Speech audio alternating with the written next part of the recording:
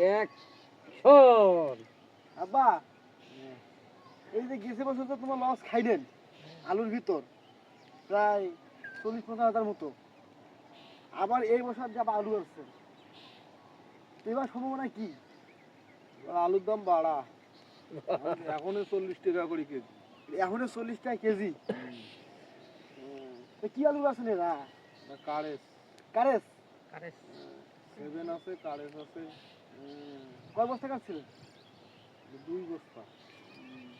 ওই ওই জমির ভিতরে কি দিয়েছেন? ওই জমির ভিতরে তামাক তামাক তামাক